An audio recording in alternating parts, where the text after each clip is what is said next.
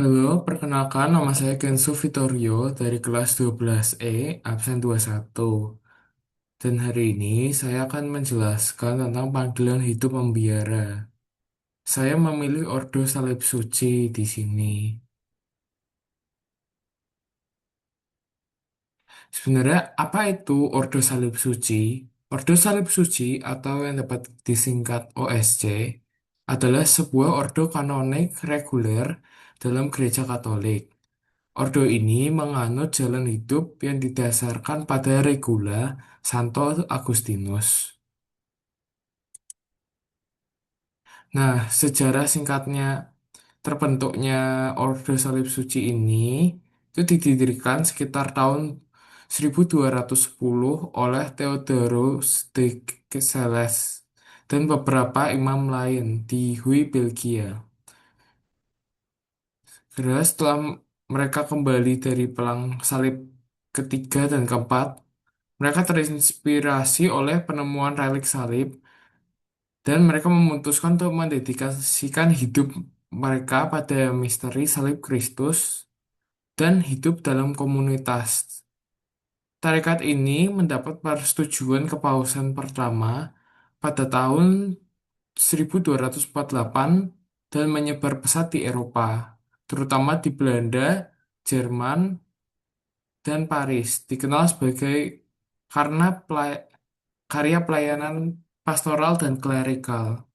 Selain itu, Ordo Salib Suci ini mulai masuk di Indonesia pada tahun 1927 dan diawali dengan misi para pastor OSC di wilayah Bandung dan Tasikmalaya. Nah, ini adalah lambang OSC. Lambang OSC ini memiliki makna hidup membiara yang berpusat pada salib Kristus, yang melambangkan pengorbanan, penebusan, dan misi keselamatan. Di dalam lambang tersebut juga ada tulisan yang bertulis In Cruz Salus, yang berarti di dalam salib ada keselamatan. Nah, ciri khas dari Romo atau pastor OSC, mereka itu menggunakan jubah hitam dan putih dengan lambang OSC di tengah-tengahnya ini. Nah, selanjutnya, para Romo OSC ini memiliki dasar spiritualitas, yaitu kultus. Spiritualitas yang mengutamakan hubungan pribadi dengan Tuhan melalui doa, refleksi, dan ibadah. Lalu komunio, hidup dalam komunitas dan relasi yang harmonis dengan sesama serta alam ciptaan.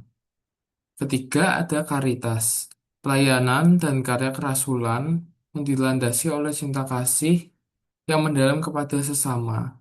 Selanjutnya, keempat ada hospitalis, yaitu keramah tamahan.